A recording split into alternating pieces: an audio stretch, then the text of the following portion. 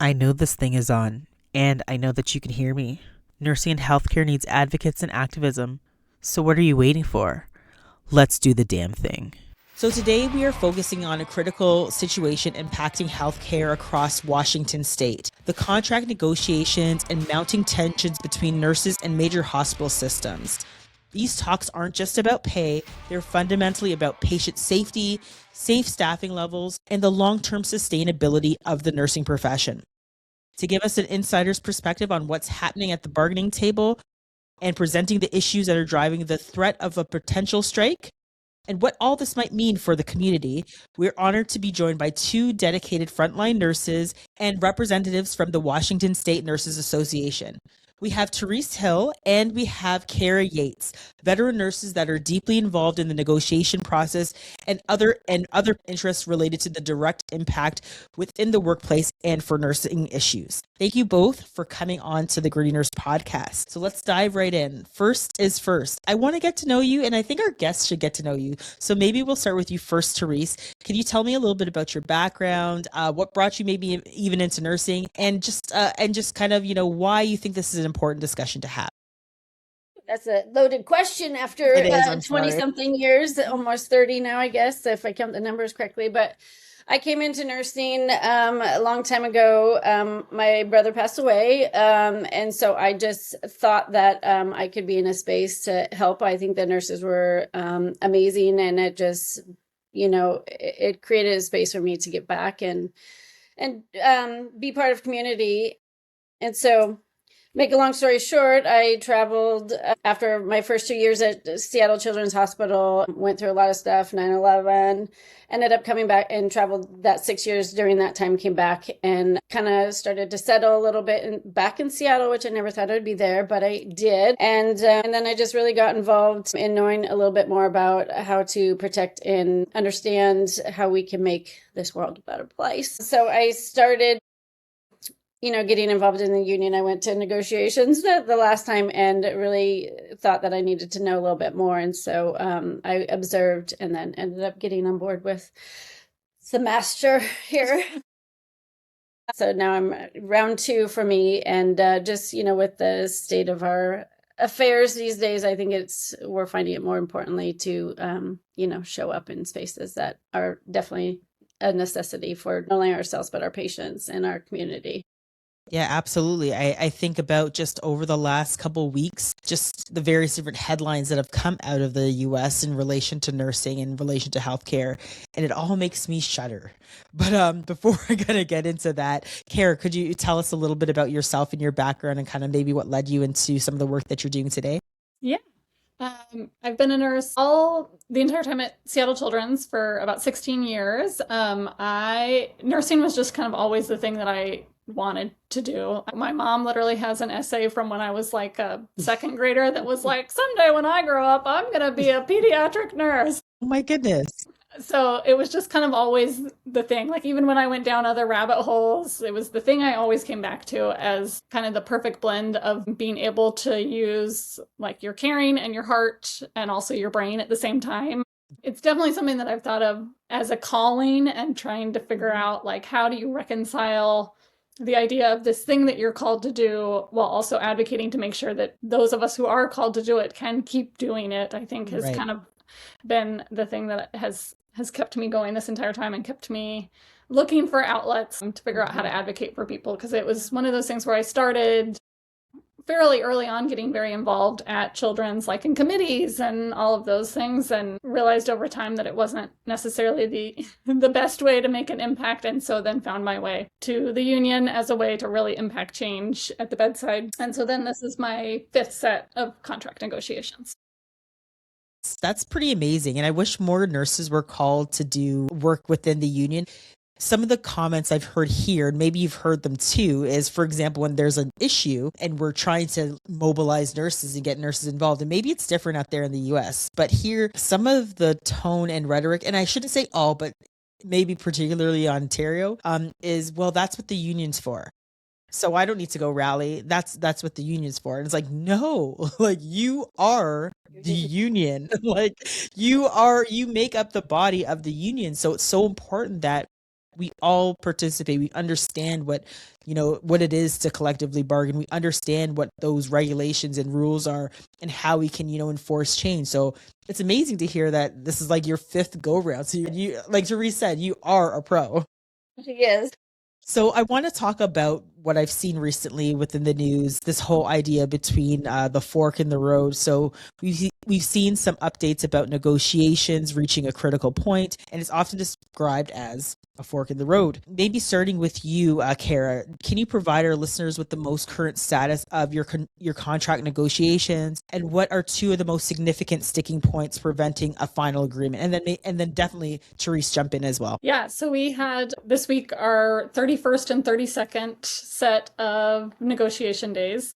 That's wild. Which is by far the most, it's beyond double what we've ever had to do to get a fair contract historically. And these last 2 days, I think, just really solidified that we weren't making progress in the traditional ways that we had historically made progress. We spent both full days without getting a single proposal back from the hospital at all, despite passing them proposals. And kind of the final big sticking points that we have are all things that are related to patient and nurse safety. So they are sick leave is a huge one that we're working with. So we have a lot of nurses who are being disciplined over the fact that they are all out of sick leave. I think it's half of our nurses don't have enough sick time in their banks to take 2 full shifts off, which, like, if you get even just a cold, that's oftentimes 2 shifts off or more. And so they're being forced to make the decision to either come into work sick and expose our patients to whatever viruses they have, including like our immunocompromised cancer patients and just all of the medically complex, fragile patients that we take care of.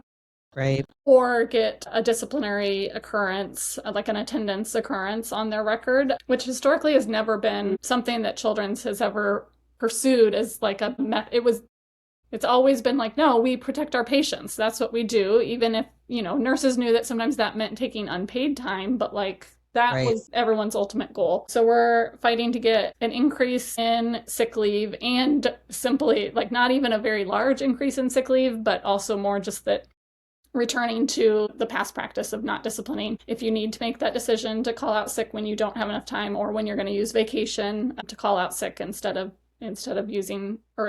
being out of sick time. Yeah. Wow. And then kind of in that same vein, we have a pretty large problem with workplace violence, especially in our psychiatry and behavioral medicine unit and emergency department. I think COVID really exacerbated the problems with mental health, and then additionally access to mental health and being able to get kids the treatment that they need to keep them healthy and safe. Has been compounded in the US. And so we've got a lot of nurses who are getting hurt and assaulted at work and are being forced to use their own sick leave to cover the recovery time. So we're asking for a minimal amount of paid administrative leave that they would be able to take to help cover their recovery from injuries. So that's kind of big part number 1. And then the other portion is compensation and wages and premium that allow us to retain nurses at the bedside. We all know that nurses who are more experienced are safer nurses. And I think there's become kind of this dependence, at least here in the US, on the churn of healthcare. Nurses can't stay in a career that isn't sustainable for them for longer than a couple of years. They can't afford to buy a house or to buy a condo or anything in the place that they live. And so they leave nursing, or they leave the bigger cities in the US and go other places. And so just asking for compensation that allows us to keep nurses for longer than a couple of years, because we don't actually turn into good nurses until we've been nurses for a little while. So yeah, that it's almost like these things aren't really wild. Like, these asks are so reasonable, like beyond reasonable. And it's me even just sitting here listening to the fact that it's like, okay, so, if I'm sick, I might have to go into work sick and make my patients and put my patients at risk. Like that, again, I think it's historical here too, where it's just like nurses feel that if we don't go in, we would be penalized. And then we have that moral strain of being, well, if we do, we might make our patients sick. We should never be put in that position. It's just ludicrous to be like, well, we're going to, you don't come into work, we're going to just discipline you for being sick. What the fuck? Like, that is insane. And it just begs the question, like, we're not automatons, we're not robots, we're human beings. And if you want the best out of us, you need to take care of us. It's kind of like that's the base, that's the bare minimum. And then the fact that, you know, in terms of just retention, like you mentioned, the fact that all of those things kind of in conjunction, it's wild that it's just like, we have to just ask for, you know, that we don't have to use our vacation pay, or, you know, someone gets injured and, you know, they're having to think that they have to do this stuff, and there's no real safety protocols put in place for nurses and families. It's just, again, like, what, like, what are we really doing? And I'm so frustrated with hospital admins. And again, I think there's a lot of people out there that are frustrated with hospital admins because they're doing this off of the backs of people who are literally holding the healthcare system up. But that's literally what nurses do. It's really funny you say unreasonable. We, unfortunately, we hear this word a lot. It's not reasonable for the things that we're asking. And so we have some shirts that say that. I could have worn one today. But I mean, that is one of the biggest things that we hear constantly is it's not reasonable. I mean, no, they're being absolutely fucking unreasonable. Yeah. Like, it's completely unreasonable. They've also, they've told us that it's not that they can't afford what we're asking for, it's that we're being unreasonable. And it's just one of those things that, you know, I think throughout history, anyone who's tried to like push things forward has been told like, no, that's just not going to work. Like it's just not reasonable. You're being unreasonable. Mm-hmm. And we've had a lot of conversations about the idea that like, there's just a lot of inequities that are built into this system because it depends like on women's work, women who are called to this work. And it takes advantage of the fact that, you know, that we care about this so much and that we want to be doing this. We just want it to be sustainable at the same time. And we don't want it to be, you know, corporate profits that are built and exponentially grown on the backs of the people who love this work. I completely agree. And I think like when you were mentioning just the whole inequity piece, I think to myself, you know, is it unreasonable for police officers to have guns because their jobs might be risky? Is it unreasonable for firefighters and other professions to make sure that, you know, there are greater forms of criminalization, or that, you know, if you hurt a police officer or a firefighter, it's like a felony? Is that unreasonable for those men's professions to ask for those protections? No, it's not. They're just doing what they did continuously in the future, where they make women seem unreasonable. We're asking for the moon. We're going above and beyond what we really truly need. Or, you know, maybe we're hysterical. You know, we're not really thinking straight, and if we could figure it out, we could maybe reason with them. But what our asks are unreasonable, and they're not. We are not getting nearly the standards of police and firefighters in relation to safety. And I know they would never use that term unreasonable with a man. Anyways, and again, just to add to that too, it's the culture. I mean, we're just expected as women, especially women, to do this work. I mean, it's a culture shift for us as women now to really ask. It's not unreasonable to get our protections and our safety needs met, because clearly we have a problem with mental health on our own, scenarios. So, I just think it's a huge culture shift as we continue forward with big corporations and the corporate greed and the moral decompensation of our leadership. Yeah, and I think to myself, for example, just recently in the news, there was a social worker who was murdered, right? And there was all this concern and talk about having metal detectors, and, you know, maybe that's unreasonable. But if you go to, let's say, a football game, or you want to go into a politician's office, you walk through a metal detector, right? I bet you probably, to get to that CEO's office in the hospital, it's like probably trying to get through Fort Knox. So I don't think it's unreasonable for us to ask for protections. Like, it's a standard at these various different places. So what, politicians, football players, they're more important than nurses? That's literally what they're saying to us. And that's how we feel. But the thing is, two security they guards. Don't care. Yeah, we have two security guards that go down to the basement, but we can't get security in our psych unit or anywhere in the hospital systems. We've been waiting asking for protections. Got a detector, I think, for 2 years getting into our emergency department. And the elevator to the C-suite was made like recently. The postponement on the metal detector is just like unending, but they made that like a badge access only elevator. And during our info picket, they had two security people just sitting outside that badge access only elevator. And it was like, what do you think we're gonna do?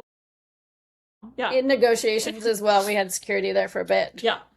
Wow. That's wild, right? Like, I mean, let me tell you, all of the asks are absolutely not unreasonable. So we talked a little bit about some of the things that is needed and is not unreasonable.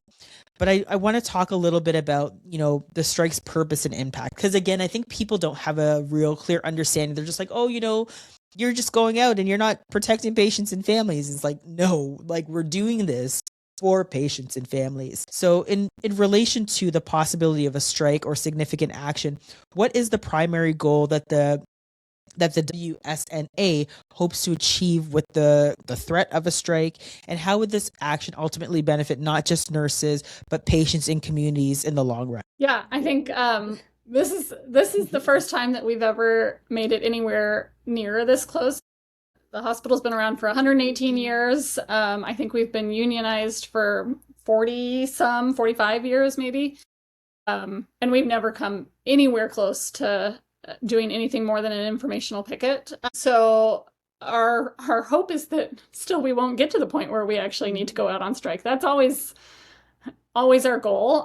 Right. And that we still have a few steps along the way to continue to put pressure on them to just get to a fair contract at the negotiation table. But if it does come down to it, I think it's one of those things that we have all been thinking about for a long time, as the only reason that you ever get to this point is because whatever is happening long term within nursing, within the profession, to our patients is overall more dangerous than the threat of, any short amount of time that a strike and that nurses withholding their labor in the hospital the impact that will have. And I think we very much feel like we are at the point where, unless they start to make some significant changes in how they interact with us and collaborate with us, that it's not going to be safe long-term for our patients to continue to be cared for in the way that we are able to care for them, with the resources that we are able to care for them, and the inexperience of the staff that we have caring for them. Nursing used to be a thing where people did it for like decades. Yeah.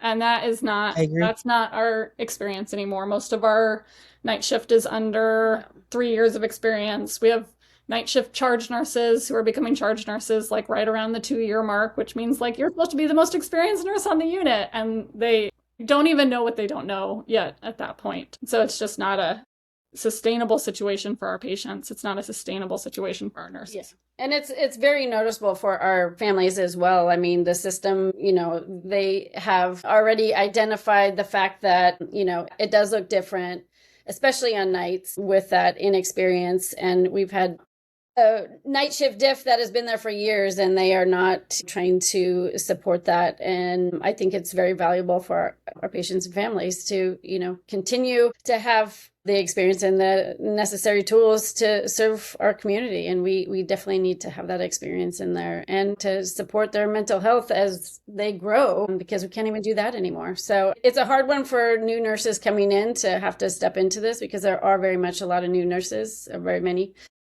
coming in now. And so I think it's a hard one to bite when you're first walking up to this, but they also, I think they understand the importance, because we've had a lot of people show up at our negotiations and observing and understand the power of what is happening right now, and the fact that we really do have to hold on to our nursing profession so we can continue to serve our families. And yeah, like I said, I started out with the patient family, but the systems, the families don't get to see the same nurses, the same doctors. And so they don't feel like they're being cared for, because they don't have a relationship and they're not understanding what's going on with their kid. And so they're frustrated. And then there goes the vicious cycle of trauma and harm. And workplace violence. So it's a constant cycle of things that is happening within our care. And, it didn't used to be this way. Yeah, I think to myself, just back at what you had mentioned, and I've heard the stories from nurses who are just like, yeah, I've only been here for 2 years and I'm charged, and how terrifying for them it is, and how they're just like, how can I, like you mentioned, be the most responsible person here? And we talk a lot about skill mix, but how can you do a skill mix shift when maybe the RNs you have are all under 2 years or just at 2 years? Like, there is literally no skill mix whatsoever. So just going back to one of the pillars that you talked about in relation to staffing. So beyond hiring more nurses, what are some of the specific contractual changes or staffing models, like, break relief or, improved differentials, that you're fighting for to make sure that there's more of a sustainable and encourage nurses to actually stay at the bedside? Maybe Therese, we'll start with you. Yeah, well, she is the staffing guru because she is on there. But I mean, we talk about break nurses, but I'll let Kara get into that. Okay, Kara, take it away. Go for it, because she's the staffing committee guru. I think that this kind of gets into the final two things that are on our list of things that we're fighting for. So one of them being break relief. We very much in Washington use still kind of a break buddy system for our rest and meal breaks, meaning nurses double up on the number of patients that they take. You ask one of your fellow bedside nurses to break you. And so, we're fighting to just maintain what our typical ratios would be during rest and meal breaks, so that no one ends up taking care of, instead of 3 or 4 patients, 6 or 7 or 8 patients at any one time. Right. And then the other piece of it is premiums and differentials for those very hard to fill roles that we've seen. So I started as a nurse in 2009, and our night shift differential was like about 18% of our base pay. It's now, because over time our pay has grown, our night shift differential is about 10% of our base pay. Okay. And so it's just not something that actually keeps people. There's no financial calculus that you're doing that's like, oh, wait a minute, it actually doesn't make sense for me to move to days yet. I can make a little bit more. I can pay off my student loans. I can do all of this if I stay on nights. And I think this, like the newer generation of nurses, I'm learning a lot from them in terms of like actually asking for what you need and following like what it is that you need to keep yourself healthy, because they don't have the sense that that nurses from Therese's generation and my generation had of like, I have to pay my dues, I have to put in my time. It's like, no, there's day shift positions open.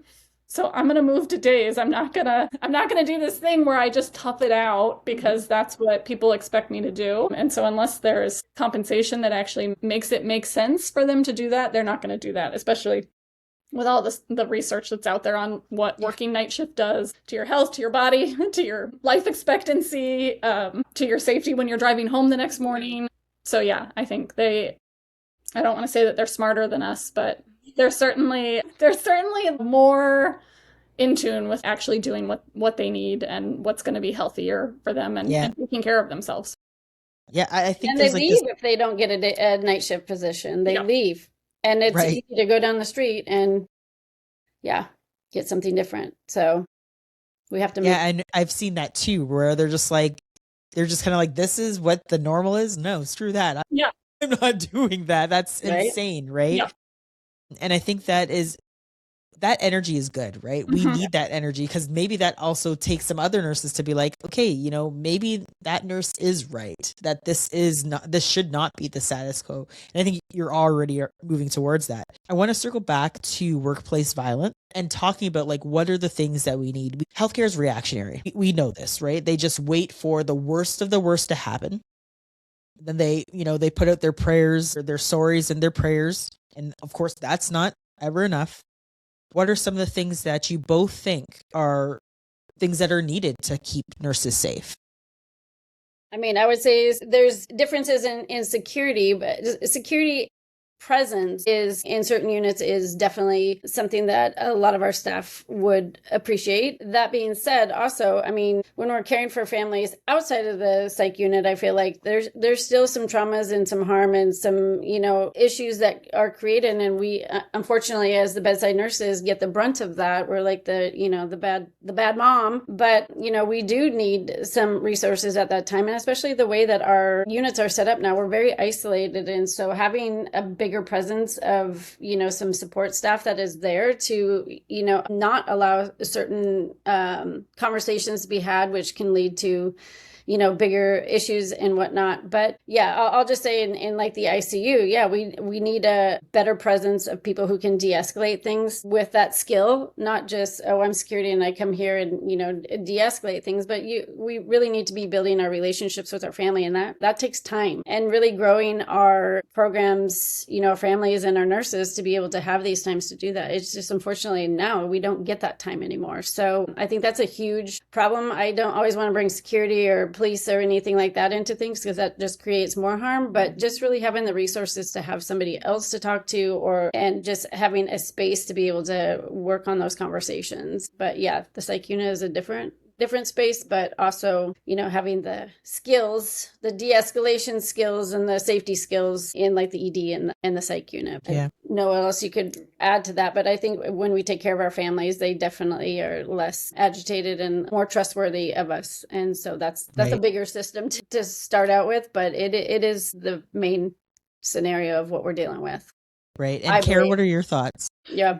I mean, that's essentially what I was going to say. I think part of it is just staffing. It's just actually having enough resource to be able to spend the time with families that they deserve for us to be spending with them, because they're dressed. Like, this is the most horrible, traumatic thing that they've ever been through in their lives. When it's an acute situation and when it's a long-term situation, it's just that times 1,000, because they haven't been able to get out of that stress. So like, their ability to process and to talk things through, if that's how they process. They need nurses who can sit there and have the time to listen to them without feeling like, oh my gosh, I have 47 other things that I need to go do right now. So I really want to have this conversation with you. But there's 100 other urgent, pressing things that are more important in my mind than this. So time to have the conversations that our families deserve, and nurses who are experienced enough to be able to set boundaries with families when they are coping with behaviors that aren't necessarily super acceptable.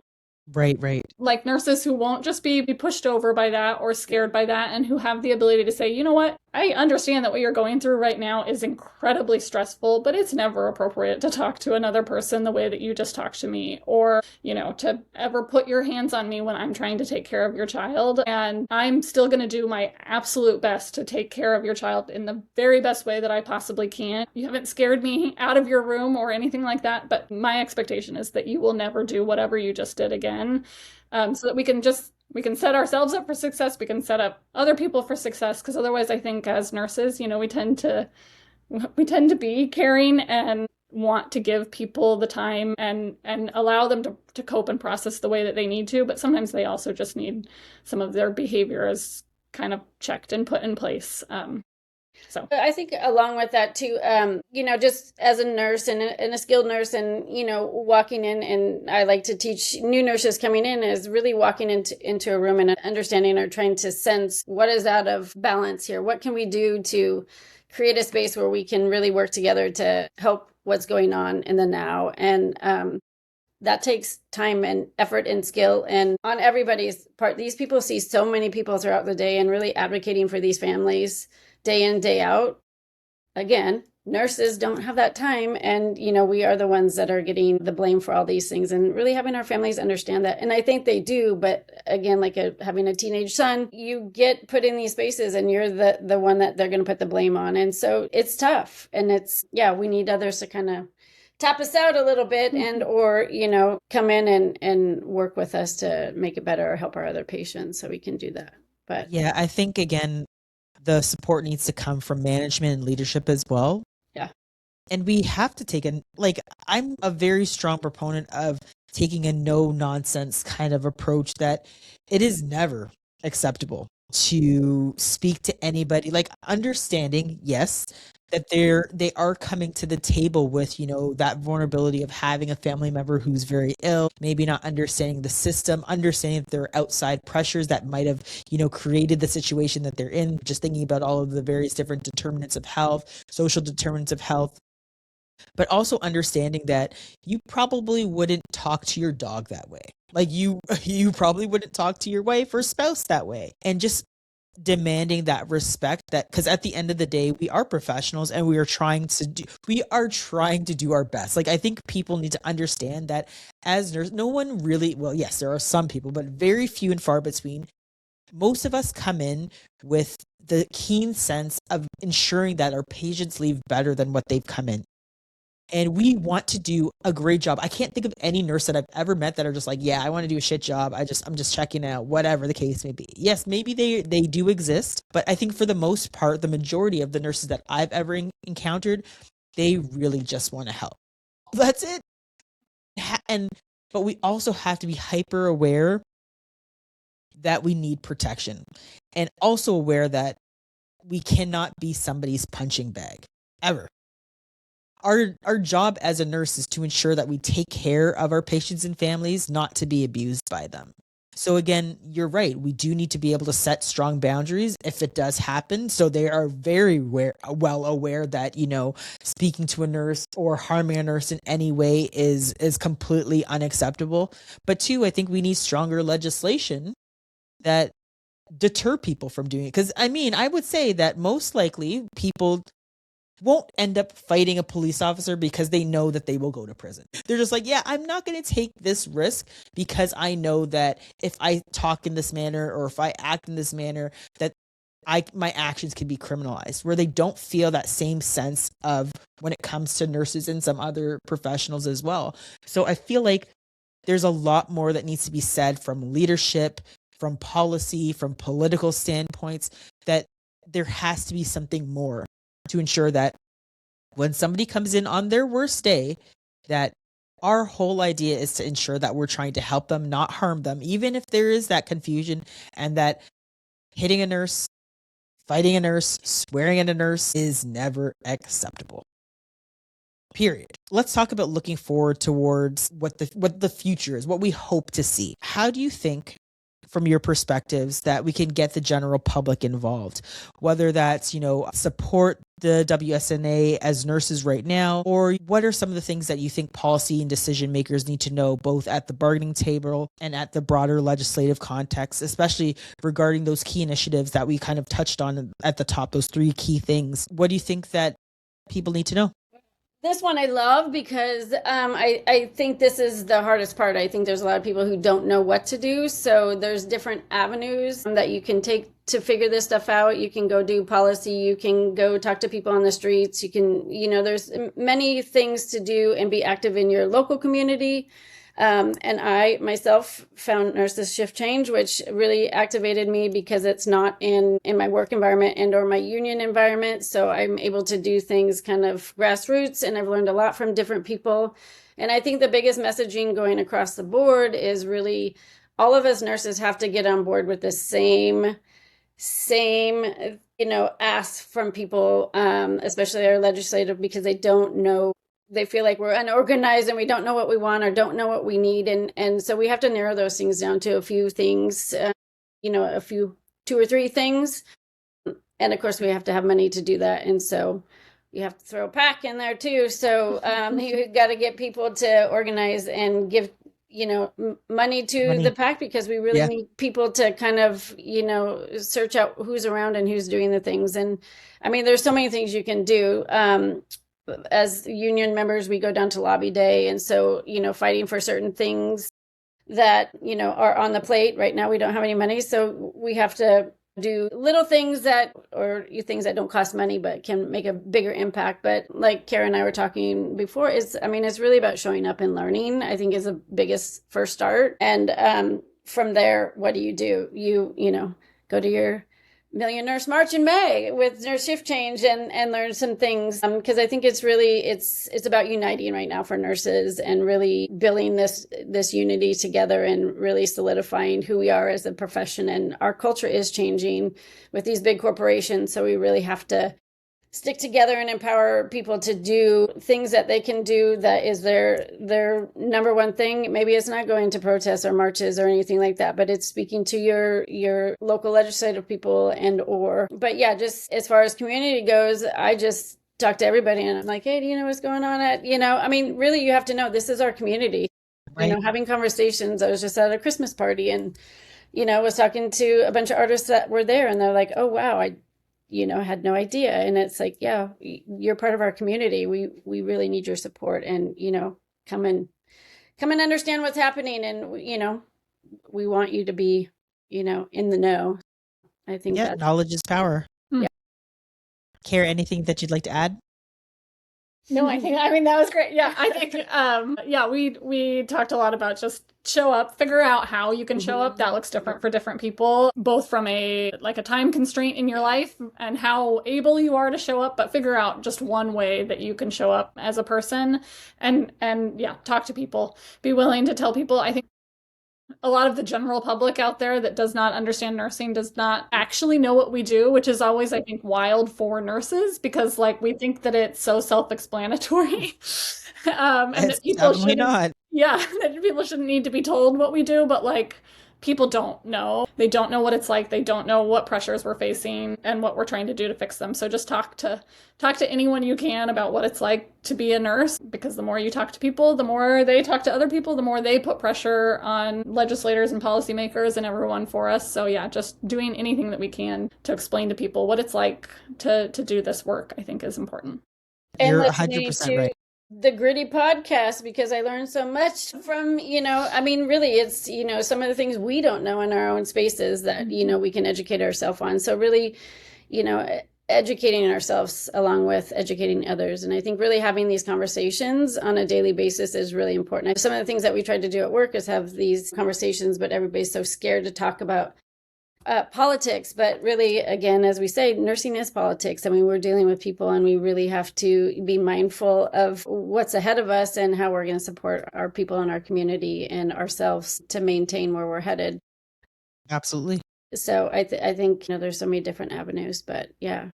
Yeah, and just to even think that, at some point in time, we are going to be at the receiving end of care, right? So it's kind of like, well, I have some vested interest in making sure that we're doing what we should be doing, because at the end of the day, we will be receiving care at some point in time too. And I always tell people, you're both right. It's so important just to talk. You'd be surprised what people don't know. I mean, again, it's wild to me when I hear what people think about nursing it's just oh my gosh.